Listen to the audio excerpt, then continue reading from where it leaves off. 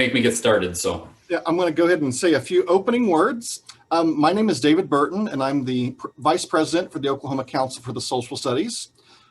My day job, I'm the Social Studies Curriculum Coordinator for Moore Public Schools, and I do recognize several of the people who are attending tonight. That's a good thing. It makes me smile when I can see smiles that I recognize. So we want to thank you for joining us for the virtual conference that OCSS is putting on this year. This is our final night of 3 nights. If you have missed any of the 2 previous nights, or if you were involved in one of those tough decisions on which session do I go to, those sessions are posted on our OCSS YouTube page, and tonight's session will eventually end up there as well. So we have all of the sessions recorded and waiting for you to see if you missed anything and you want to see them. So I'm going to go ahead and turn it over to Joe. Before I do, there will be a few times throughout the session that I will post a link for a sign-in sheet. You don't have to fill it out immediately because a couple of the questions are kind of like an evaluation of the session, but at some point you'll at least want to click on the link to open it and have it ready so that you can fill it out at the end. Filling out that information is important because that's how I will be able to give you a professional development certificate later. So I'm going to go ahead and turn it over to Joe. So David, should I assume then that there are people here at your directive to bring the Moore School District into alignment on some curriculum or some assessment pieces? Not necessarily. At the moment, I only recognize one name that's actually a teacher in our district, and that's Melanie. But I do recognize one of our other OCSS board members, that's Heather. And then my counterpart as a social studies curriculum coordinator in Jinx, Oklahoma is Ellen. And I may recognize some of the other names that just don't have their video turned on and just have a first name. Okay, I was just kind of getting a feel for the room. Now there's a lot of pressure now that there's 2 Oklahoma board members in the room. I was probably only going to give you like maybe my B+ game, but I'll probably have to bring it at an A. And speaking of assessments, I said this last week for my session, David has the sign-in form for feedback. All the feedback is appreciated. David can confirm that I kept bugging him to get the feedback. If you are happy with tonight's session, my name is Joe Schmidt. If it does not meet your expectations in quality or anything like that, my name is David Burton. Feel free to go ahead and put that in however you want. So tonight, we are talking about how to know that they know what they know. Assessments in social studies. I was telling David right before we got started, I'm the acting coordinator of secondary education for the Maine Department of Education. My passion, I'm the social studies specialist, and then my boss left, and then they promoted me to my boss, but because of a hiring freeze, I didn't get to be replaced, which was good because I don't know if I'm ready to leave social studies. So I do both. But we're looking at assessment redesign here in Maine. And I said this, something along those lines. I said, yeah, I mean, assessments, right? That's just how to know that they know what they know. And somebody's like, I love that. You should write that down. I'm like, I have. It's the session of my presentation. In fact, I'm going to be in Oklahoma tomorrow because this was yesterday. So here we are. And I encourage all of you, it's not going to be a requirement. I try to make this as interactive as possible, even though we're on a virtual piece. I try to avoid the whole lecture type piece. So if you don't mind, again, can't make you, to please turn on your video and be willing to speak up. I'm going to pose some different questions. We can use the chat box as well. So as we get started, here is the first one.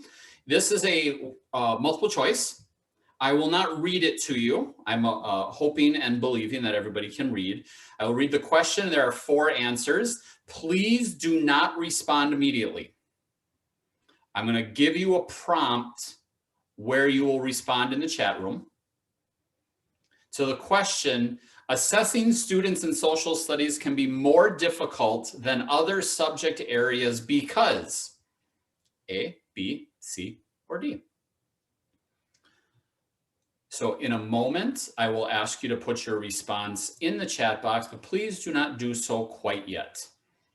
That's the equivalent of somebody looking over somebody else's shoulder to get their answer. I'm going to make you all unveil your answer at the same time.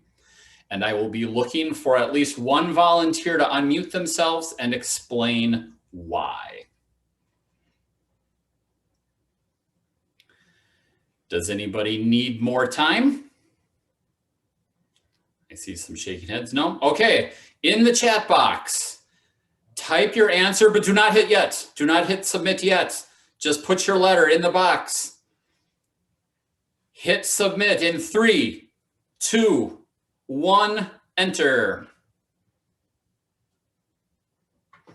Thank you. Oh, Melanie. Okay, we're going to come back to Melanie here. I see a couple D's and a couple B's. Anybody who said D, Brian or David, would you like to unmute and explain why? Why you chose that one?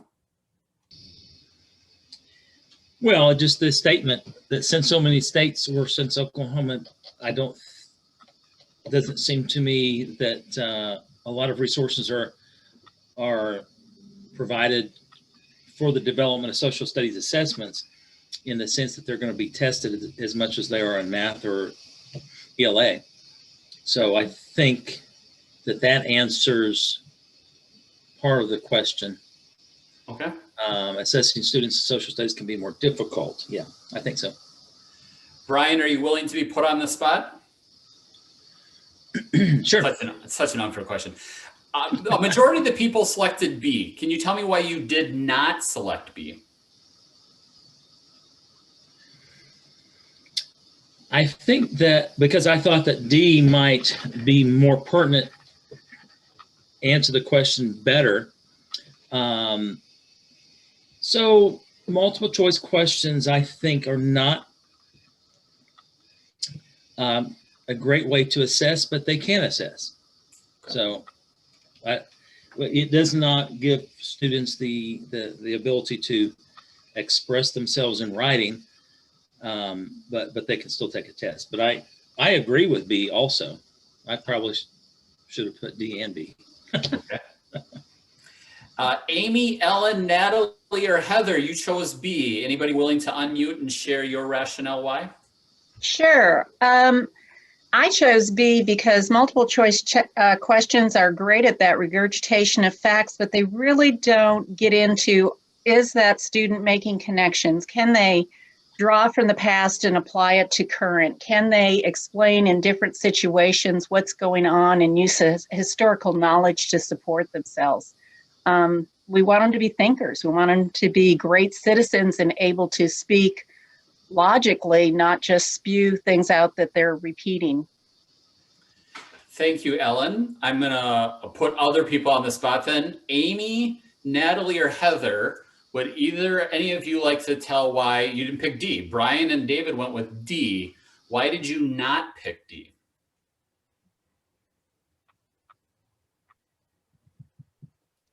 I'll go ahead and jump in.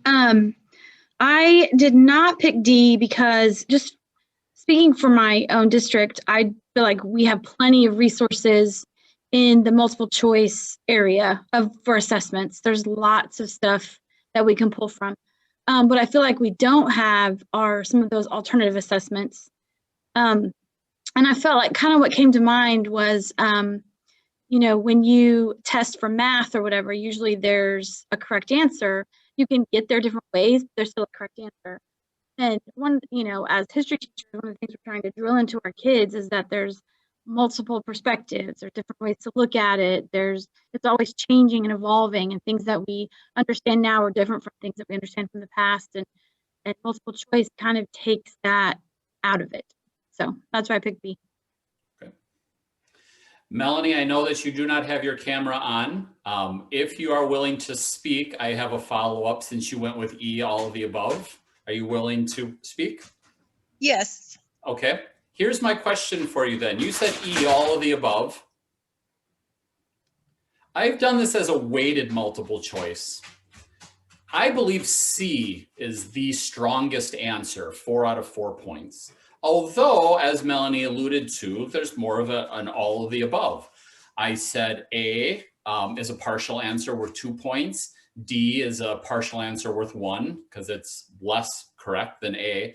And I put B at 0 points. Melanie, would you agree with my ordering? Because you said all of the above. I would probably put more of the lack of national standards higher than, well, I guess you did have it higher at 2. I would put the state testing as the lowest. Okay, you'd flip B and D. Yes. Okay. Which is interesting because that was the most common, was the answers completely given by the group. And Melanie, you're okay with them being as the 3rd and 4th best options? The problem with multiple choice, especially in like social studies, is it could really help you understand maybe like the basics or history of knowing dates, but you would definitely need more than just multiple choice when you're asking questions about like economy or other parts of a society that have developed, that made into that development, if that makes sense. Yep. Like the hard facts of history would be a good for multiple choice, but you need more than that. And then I still kept the national standards because it's hard, like reading and math, we all have national standards to kind of go by, or we all have about the same standards. And there's been so much research done into reading and math, that's what everyone focuses on, that social studies and science are kind of left off to the side. Okay. So that's why I kept national standards kind of up there. Perfect. Thank you very much, Melanie. Glenn's sneaking in here late. I'm still going to make him answer. Glenn, you had a moment. I'm not sure if you got to read all of them. We're starting with a multiple choice question. Assessing students in social studies can be more difficult than other subject areas because? B. B. In the chat, that was 4 of the 6 people said B, 2 of them said D, and then Melanie, number 7, said all of the above.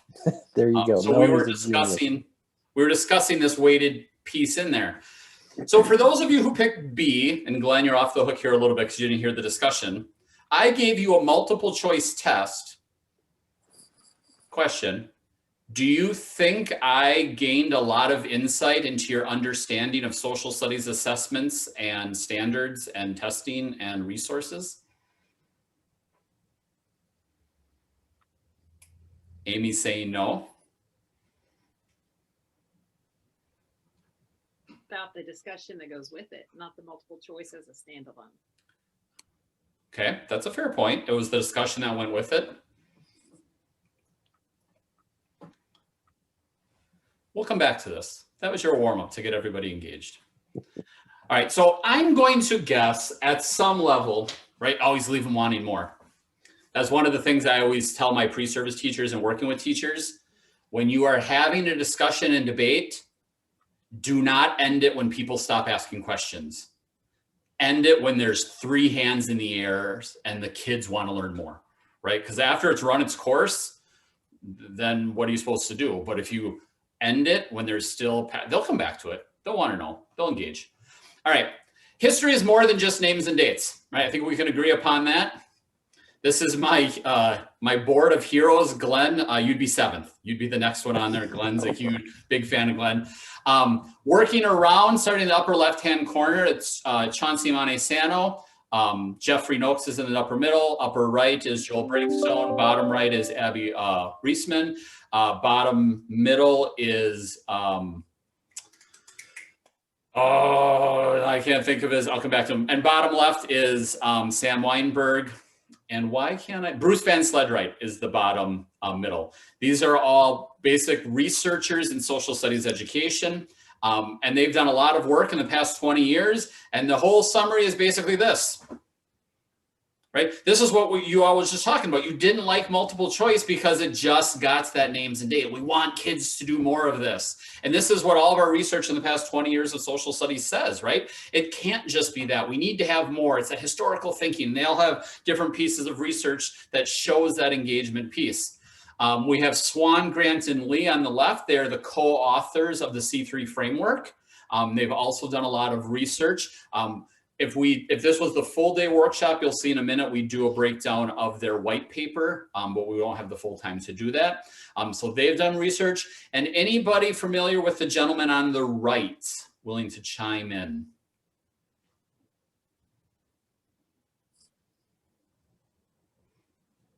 I know, I'm such a nerd, right? This is my life. You probably recognize him. On the right, that's John Hattie. You might recognize the name, who's done all of the work around visible learning and the effect size and all that different type of stuff. There's currently, I'm participating in a class, the visible learning and social studies, with some of the authors of that book and showing how that you enact that work. But here's the research of it, and you'll get the link to all this presentation. I would encourage you to come back. But this is the bottom link there is Grant, Swan, and Lee in 2015. They wrote a big white paper where they basically, New York State said, how do we improve our Regents exam? What's the best way to do assessments? And then so I break people apart. We do a jigsaw, which, speaking of John Hattie, is the most effective practice you can just pick up and do tomorrow. Do a jigsaw. If you're not familiar with a jigsaw, I highly encourage you to learn how to do a jigsaw. Super simple, super highly effective. So we would we'd do a jigsaw of this and we'd go through, and I've done this multiple times with multiple teachers. They read through all their stuff, they share out the piece, and then the consensus is, what is the most effective thing we need to know in social studies education according to Grant, Swan, and Lee? Anybody want to guess? Inconclusive. There is nothing. I have had the pleasure and the honor of working with a lot of these individuals, and basically to a T, and I also like to throw in Bruce Lesh with History Labs in the book, Why Won't You Just Tell Us the Answer? All say the same thing. X, whatever assessment piece you're talking about, is a great tool, and it cannot be used 36 consecutive weeks. It is part of the thing. It's only part, right? There is no, what we're all coming to is we can't do names and dates. We can't do this, but there is no one piece. So then what do we do?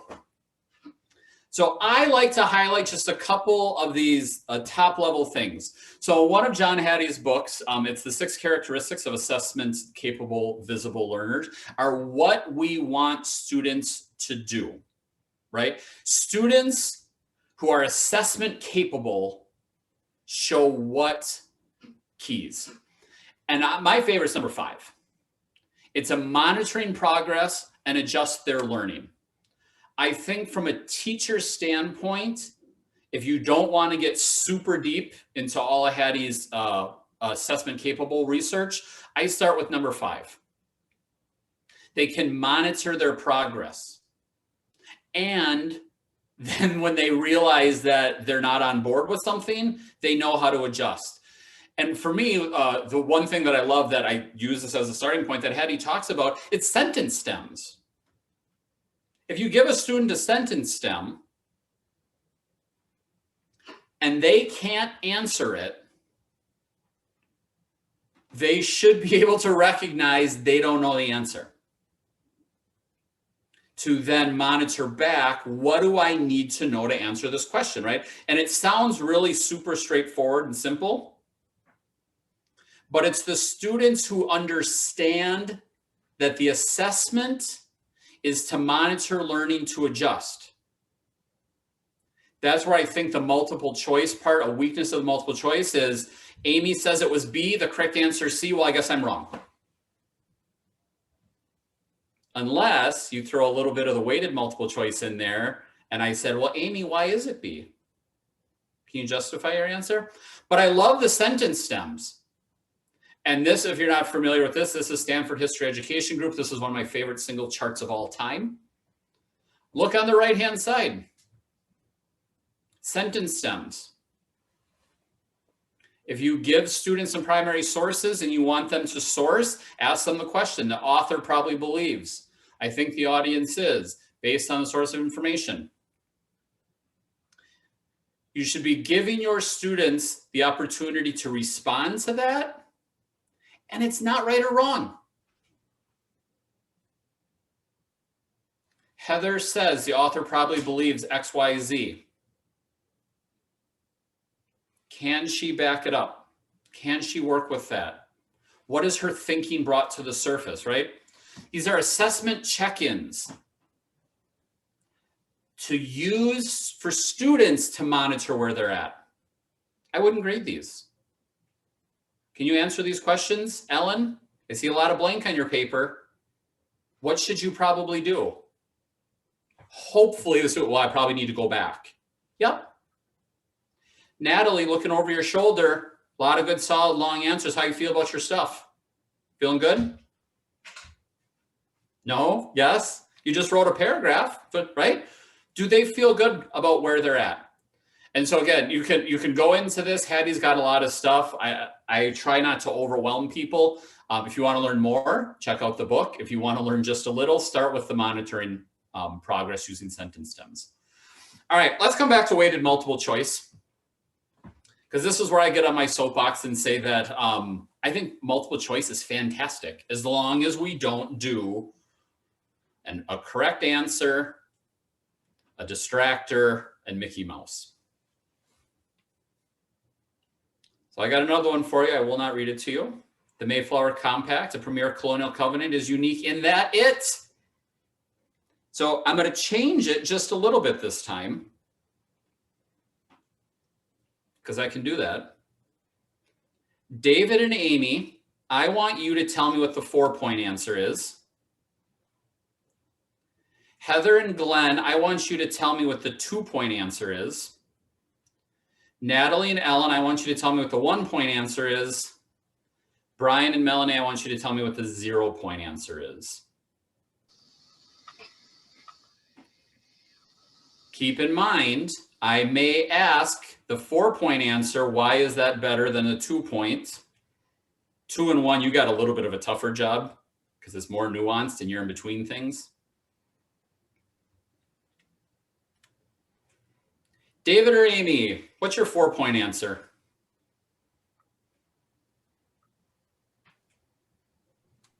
I think A. Okay. David, do you agree? I'm leaning towards A, yes. Give me at least one piece of A that makes it better than the other potential pieces out there. Well, I'm going to say that I think A is better than B. Okay. Since most of the document was basically written without the input of natives, that Okay. I'm not really sure that calling it a collaboration is going to be a very strong point. Okay. So we've done at least one comparison. You've ranked it higher. I will be okay with that as a good intro discussion here. Heather, Glenn, here's where it gets tricky. So I put the best of the best in charge here. What's your 2-point answer? I'm going to let Glenn go first. I was going to say, Heather, you go ahead. My background of the Mayflower Compact sucks. I'm going to say C, just to start the conversation. That was actually what I was going to say too. C? Okay. Why is C not a complete answer? There's something in there that's correct, but there must be something incorrect or incomplete. What's the incomplete part? I think Heather knows this answer.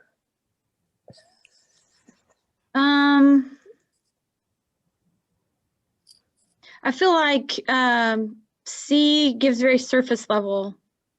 Like what does self-government mean going forward? Like why is that important for this group of people? Okay. There's no deeper level. Okay. Ellen and Yeah. Natalie, what's the 1-point answer?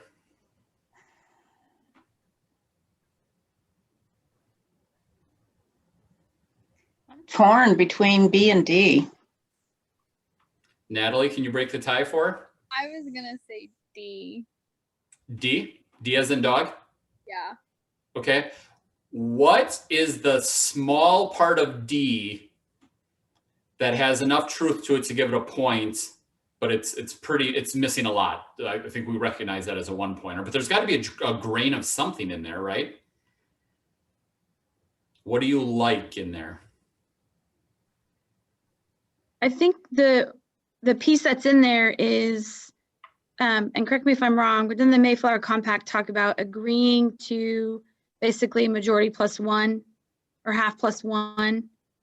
And so if that's the case, then there's obviously a discussion between two sides, which is political tolerance. Okay. That's kind of my thinking. What don't we like about D? Why is it a 1?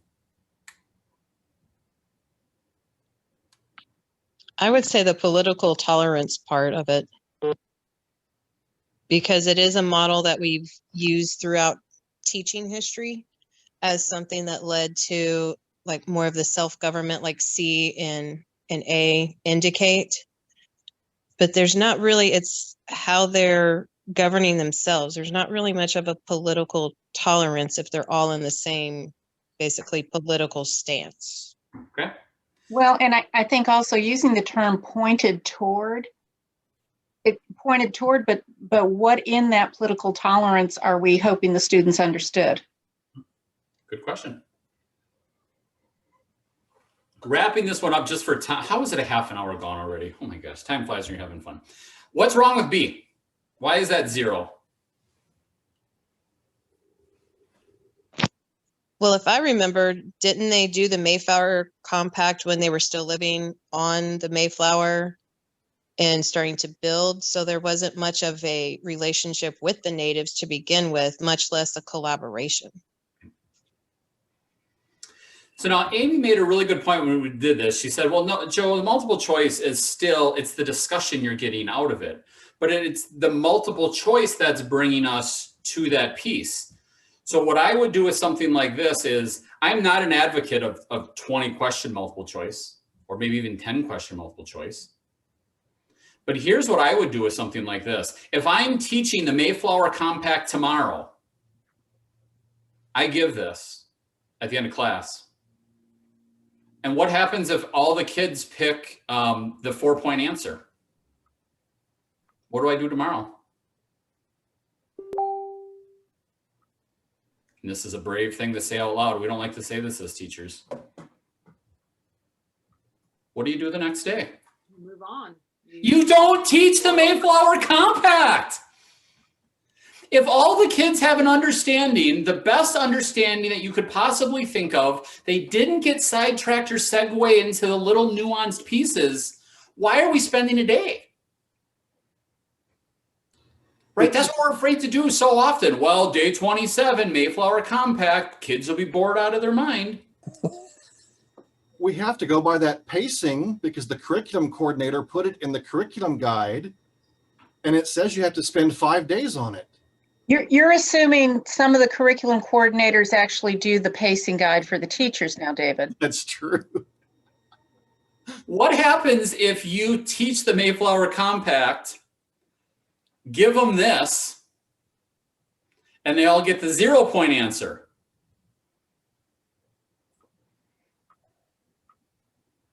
I reteach. And we got to go back.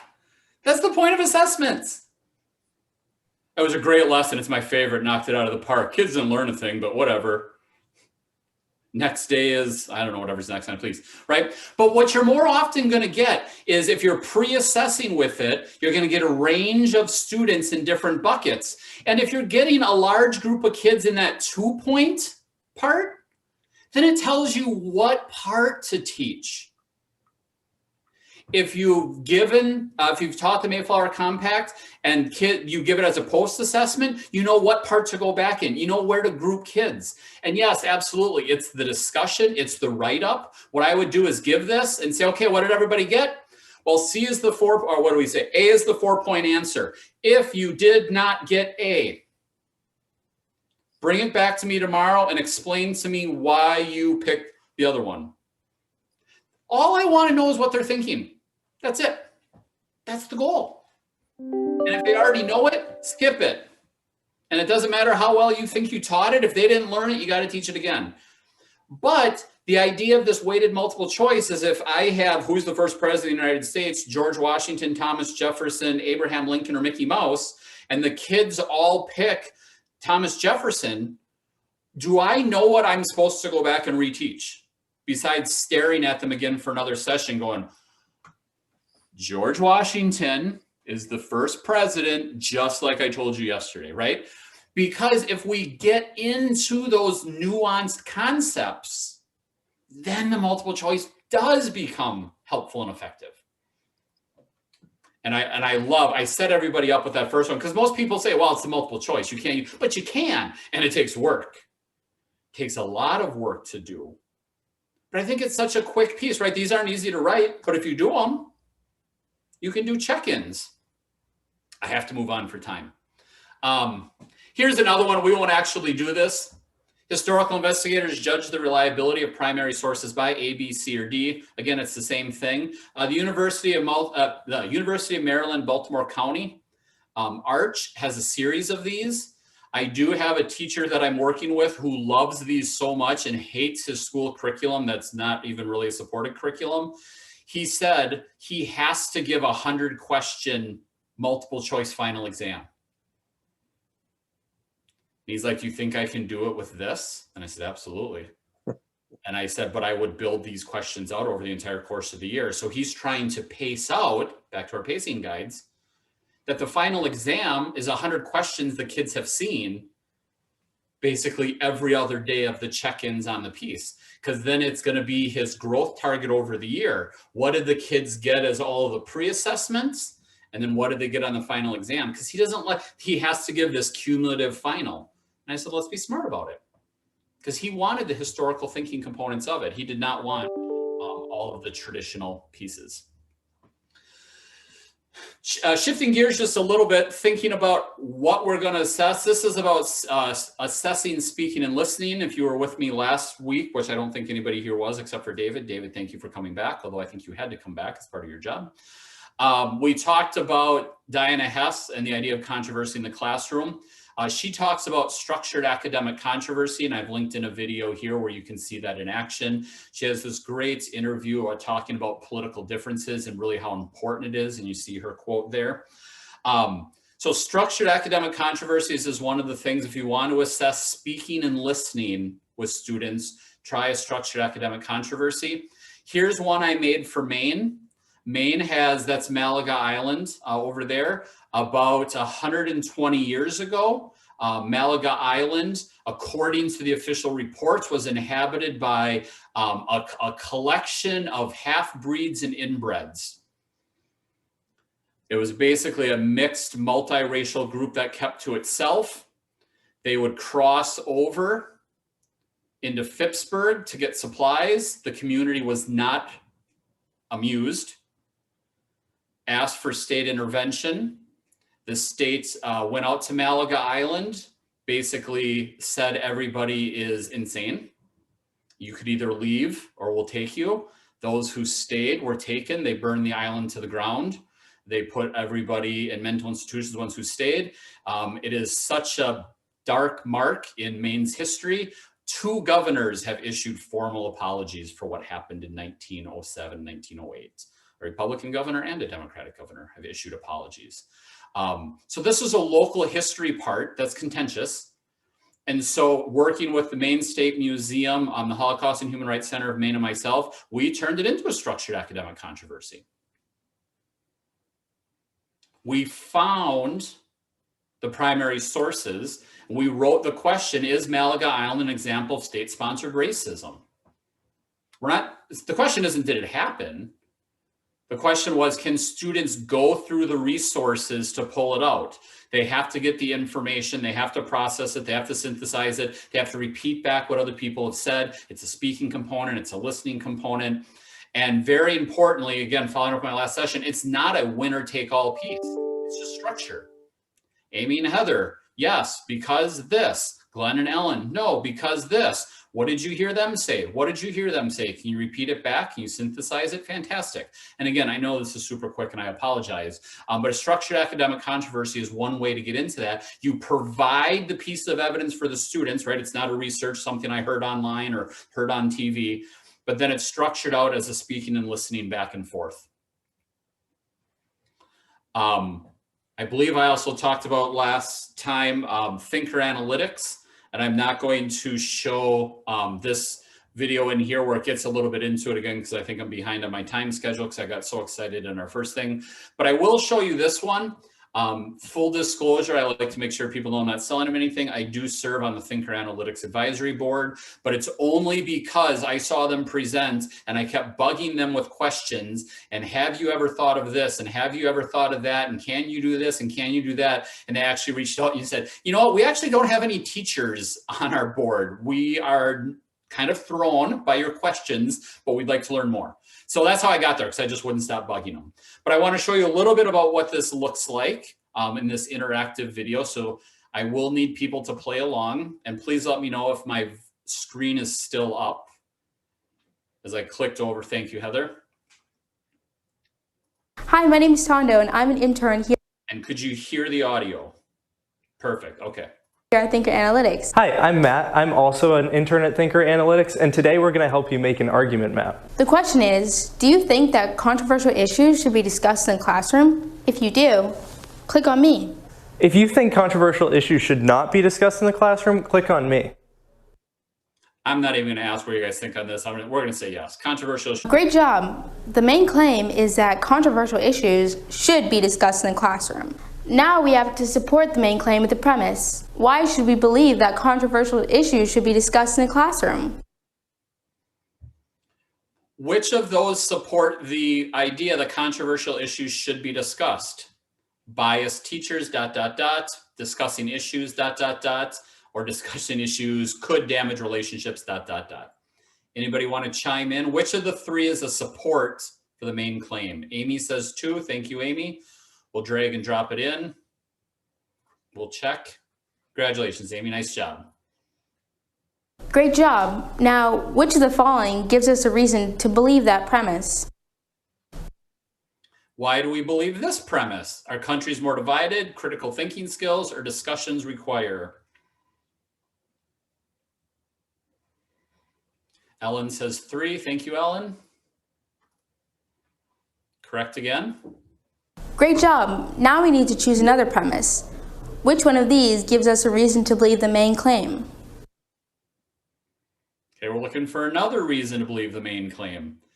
People can get offended, discussions will prepare, kids spend more time. Ellen says 2. Thank you, Ellen. We check.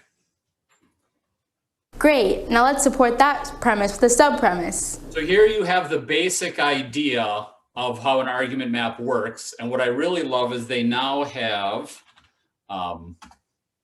you'd think I'd be more prepared and would have had this bookmarked already. They now have games of pre-built issues. Let's talk about carbon tax. Let's be against a carbon tax. It's the same thing as we kind of saw in the interactive. You have to drag and drop. They fill in some of the pieces. You put it in and you solve, and it tells you what's right or wrong, etc. But what I really love about this, and you say, well, Joe, hold on a second. This was speaking and listening. My suggestion on this is if you're going to have kids do a debate, you're not doing the structured academic controversy, have them do the argument map before they come into class. That's their evidence piece. They should only be speaking from what's on their sheet. Right? So even if every kid doesn't get a chance to talk or talk as many times, you still have their entire argument. And if Heather starts to take the conversation off the rails, which she tends to do, we all know, I'm going to go over there and look at Heather's sheet. And if her first little argument has 6 pieces of an evidence chain and she's over here arguing the one that she couldn't come up with any evidence, why, Heather? Where's your supporting claims in there? Why are you arguing the piece that doesn't have any evidence, right? You can help redirect in. And if you want to get super advanced in this, where I really think I would take this with kids, is you do a fishbowl. And the kids who are not in the middle are argument mapping what they're hearing, listening. As they hear a discussion, can they pull all the pieces together? Well, Glenn just responded to Brian, so that's a counterclaim to this. Because what gets my attention the very first time, and you see it in this Tom Brady video, is he talks about we oftentimes don't debate with one another, we debate past one another. And the example is Tom Brady the GOAT? Well, he's got 6 championships. Yeah, but Peyton Manning has more yards. Yeah, but Drew Brees has more touchdowns.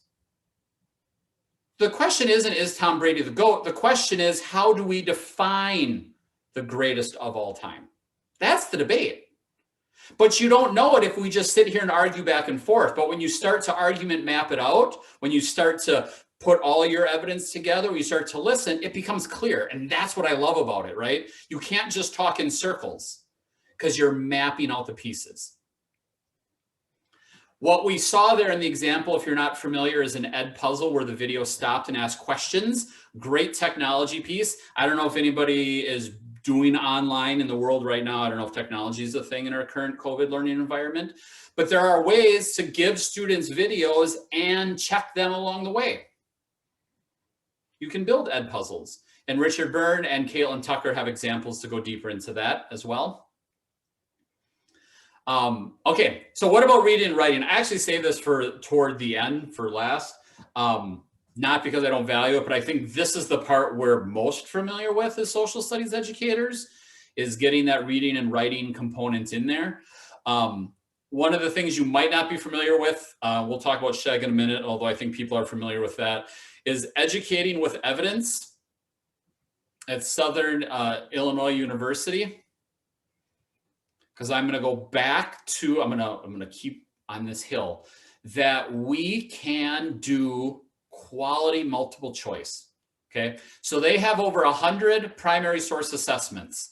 Natalie, I know we have non-teacher. Natalie, are you a teacher? What content? U.S. history. Perfect, because that's what all this is. Do you have a favorite era? Which of these eras? I actually don't. I graduated like 3 weeks ago, and so this is my first time ever teaching, and I've never taught U.S. history, so I don't really have a favorite yet. What's your, well, congratulations on graduating, first of all. Round of applause, everybody. Natalie, brand new teacher, yay. Thank you for being here, Natalie. Of course. Do you have a, like for your own experience, like, I love FDR or American? Yeah, probably the FDR era. Okay, so let's pull in here. So we'll go into this era. Now I'm going to put you on the spot one more time. Do you have a favorite Common Core standard? Standard one, not, do you enjoy citing evidence, determining words, structures? Natalie, just so you know. I would say the analyze the point of view, probably. Okay, this is something you're going to get asked a lot. People always want to know what your favorite Common Core, no, nobody ever asks that. I was like, I don't know, man. Okay, so standard 6. Look at that. We have 4 questions from the time period, assessing to the standard. We talked about FDR. Let's talk about the Dust Bowl. Famous picture. Oh, it's not the one I thought it was going to be. You give, here's the opening resources for the teacher. Here's for the students. Look at the following image and answer the questions. There's your migrant mother. Here's the wider picture. Which statement best represents the author's point of view in the picture? It's multiple choice. Amy, I'm gonna keep picking on you because you kept telling me you were the most, well, I know, I gotta pick on somebody. Can't be David, he was crying last time, so I told him I'd go easy on him. But we have a multiple choice directly tied to a Common Core standard addressing an author's point of view. And question 2, draw your attention to the areas in the circles. How does the author of the picture show the Dust Bowl? B and E, C and E. So this is right up Melanie, right? She wants the all of the above type thing. And then if you come up here, it does have the answers, but it's giving you the background pieces in here in the Allied Standard. This is for 6th grade. Natalie, do you teach middle school or high school? Middle school. Perfect. We've got an assessment for you right here. It's a multiple choice piece that's hitting on, thank you, Heather. Have a wonderful evening. That's hitting on the sources, right? Because we all said we don't want names and dates. We want that critical thinking. That's what this is hitting on. Those are all options in there. Glenn, I'm still waiting for the day you invite me to be a special guest host on your blog for all the times. He always tells me you learned something new. I don't know if I believe him, but here we go. They have an assessment system. So if you are a curriculum coordinator person, they do, wow, okay, I have to update that link. They do have a way to go in there and it helps you sort through and organize stuff on that. I usually don't go super deep into that because it's more educators. But there's another piece. Again, I'm combining, we're talking about Common Core, which some states are at different places. We're talking about the historical thinking. Natalie picked a point of view analysis. We're dealing with primary sources, and we still did it with multiple choice. Print that off, give that to, again, I'm not going to give them 20 in one sitting, but I'll give them that one and have them think about it. A little bit of a lightning round for you. Again, back on this hill. Multiple choice, write multiple choice questions. You can do the Stanford History Education Group skills. What question might it connect to? Okay, give a student a primary source, a picture. What question might it connect to? Give them 4 potential questions. If it's migrant mother, what was life like during the Dust Bowl? What was life like during the Civil War? What was life like during the American Revolution? Can they put it in the context? Can they source the information, right? If the sourcing is there and says 1936, I hope they don't say the Civil War, right? That's just a quick check. Can they source a document? I don't even need a discussion. Here's the document, which is the sourcing piece. And we still want them to do sourcing. What document does it contradict? Here's a picture. My multiple choice is 4 other pictures. If you want to get really super high level like status, give them a multiple choice corroborating multiple pieces of evidence as a weighted multiple choice. Which one's B? Explain your contradiction. Why is it? You can do it with what is it similar to, right? You can build out these things, but it really is the lens of what do you want to get out of it, right? The title of the session, how do you know that students know what they know? You have to build the questions for that. Have students write questions. What questions would you ask the author for clarity? Here's migrant mother. What would you ask the author? It's not multiple choice. There's also not a right answer. Here's your sentence stems again. What documents can be grouped by common author, location, time? I love doing this one with teachers. I have a set from Gettysburg, pictures from Gettysburg. And you give them a stack of pictures and just say, okay, here's 8 pictures. Group any 3 together and tell me why you're grouping them. There's dead people. Okay, let's go a little deeper. But right, you start to hear in that context. Give them 2 documents. Which one's more reliable? Why? Which ones share perspective? Which ones have, right? So there are different ways. And so you've noticed I've given a question, and here's the skill I'm working on. We talked about Stanford History Education Group.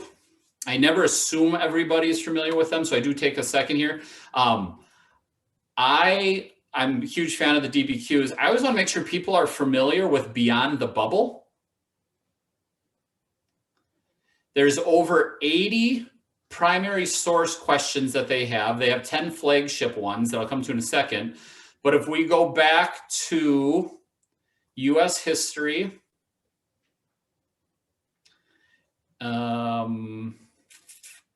no, let's go back to here. Dust Bowl. Lang's iconic photograph. Here's the picture. They give you alternative versions of the assessment, but they give you, here's the assessment. Oh, and I'm not logged in. That'd be also my password. 8 dots, same one I use all the time.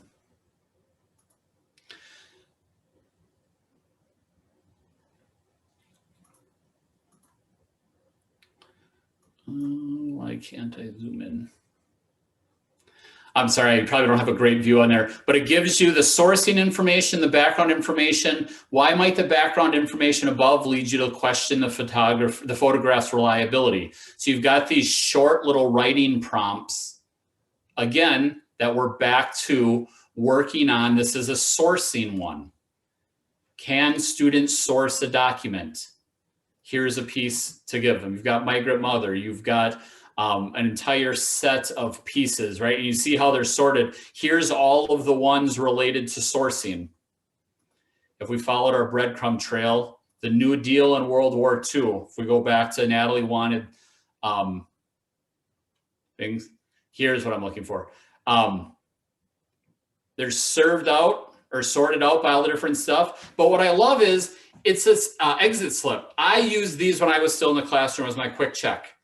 And so one I give as an example, my favorite one, I should have just started with this because of time, I apologize, is Civil Rights Movement in Context. You have 2 letters written to the president. They've taken out the dates. They basically, one is from 1936, one is 1957. Students would read it and answer a couple of questions. And basically the question is, which one's from 36 and which one's from 57? I say, if you teach your entire civil rights unit, you can give a fancy exam or you can give this. Because if the students can't identify what they were asking for in 36 versus 57, then they didn't get the movement. I know we tend to, do, well, I have a dream in the 60s and that type of stuff and Brown before, but it's really boiled down. The movement shifts. So again, you can do a big piece or you can find the right one question, little 5-minute writing piece. And again, I love the hats.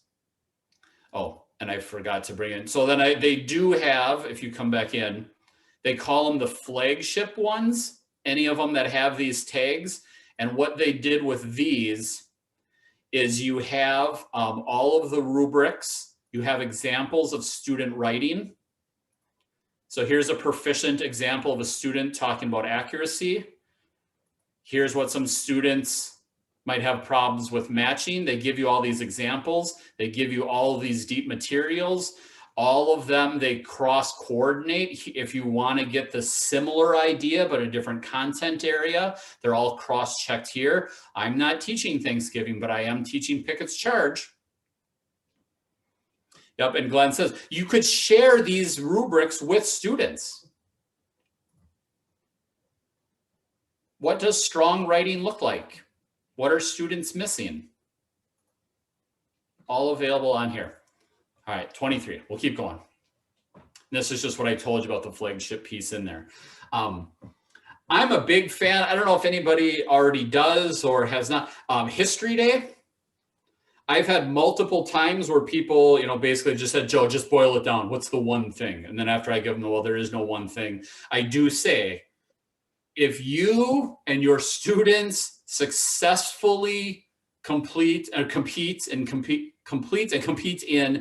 National History Day, I think your kids are going to be good, right? It's not necessarily a paint by numbers piece, but boy, does it bring you along. And I love judging National History Day. It's one of my favorite things to meet with those students, although I will tell you, my state coordinator knows I will never read papers. That's always my least favorite. And I don't do the exhibits. He said that's fine because he gets plenty of that. I love the websites. I love the documentaries. I love to see those pieces come together. But if a student can go through that process, wow, I don't know what else we would want. They're not quite Ken Burns, but they're almost there. I've seen fantastic documentaries. That's why I get Ken Burns, right? Because it does bring it together and it gives students different ways to show their understanding. They can do a documentary or they can do a performance or they can write a paper, and guess what? They're still hitting those same learnings along the way. All right, this is gonna go super fast. I got 5 minutes. David, I might go over a minute or two. Okay, ready? Here we go. Other things to use for assessments. Play Jeopardy, but you play it on the kids. You give them a topic, they have to come up with the question.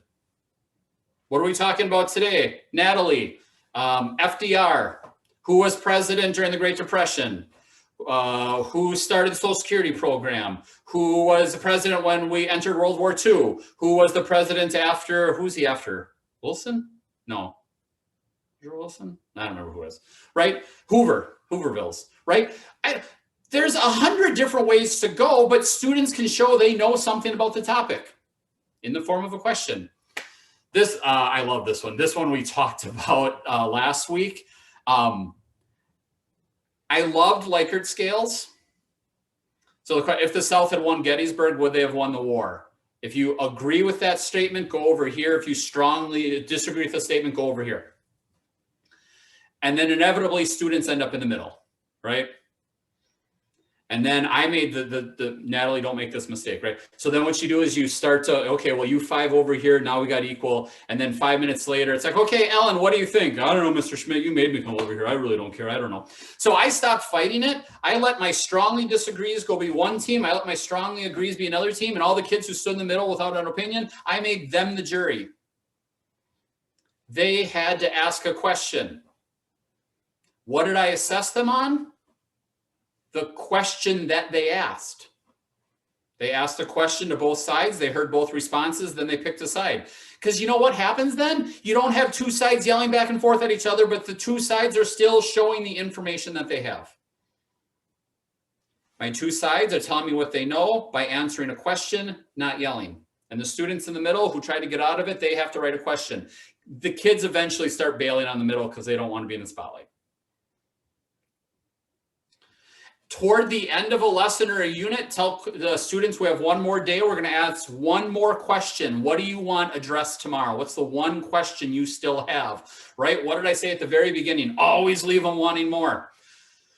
Have them write down their question on a sticky note or on a Padlet or any digital type piece and put it up there.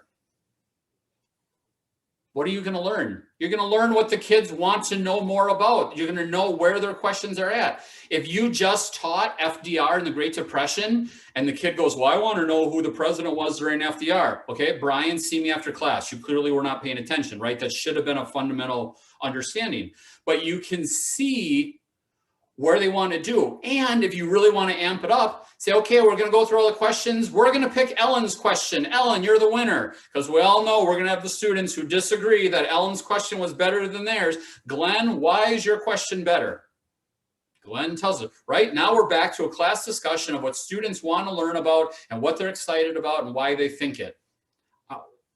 That's the point of the assessment. How many people have to do a learning target? Write a learning target on your board.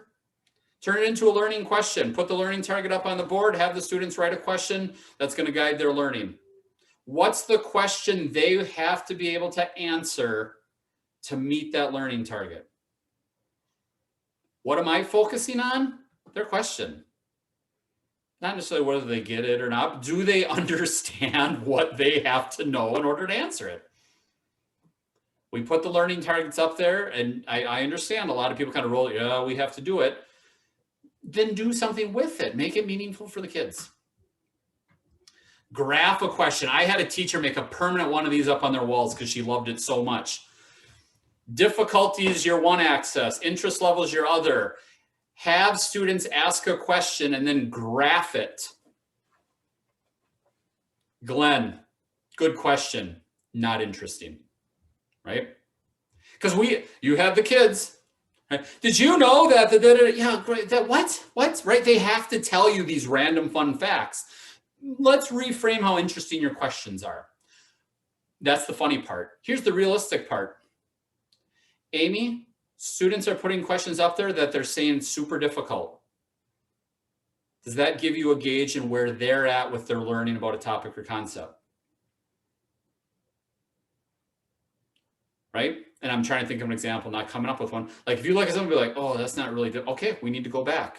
Okay, Natalie's going to lead a little bit of support in this section. Or what are the type of things, if all the kids are wanting to know more about an interesting topic, maybe adjust your class to kind of address what they think is interesting, right? There's so many different ways to use this by having kids do it, having kids share their ideas. I'm big into questions. I love inquiry. So I always say, if you're going to make it important, make sure the kids know it's important. Have kids track the questions. Brian, today, I want every question that's asked, I want you to determine if it's an open or closed question. Natalie, is it a factual or conceptual question? Ellen, where does it fall on the DOK? Amy, where is it for Bloom's? If these things are important to you, make sure the kids know it.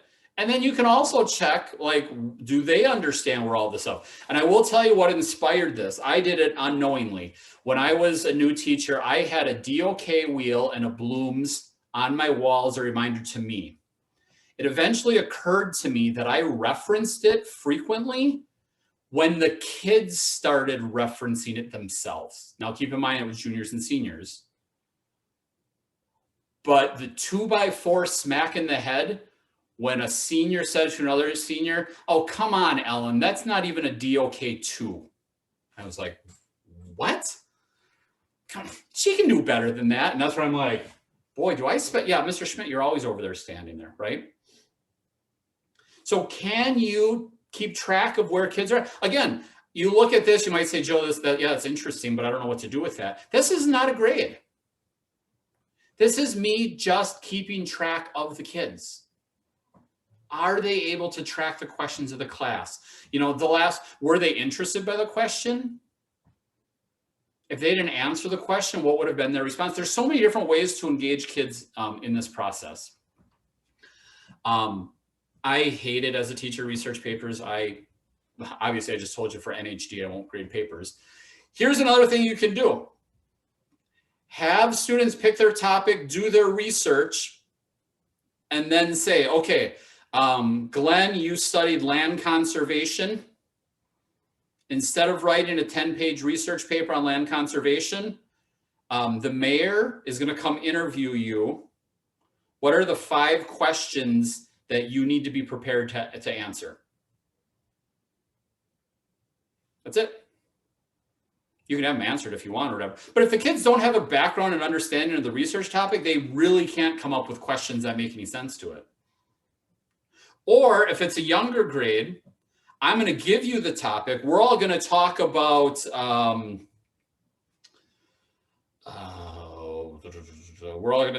should the election day be a national holiday, right?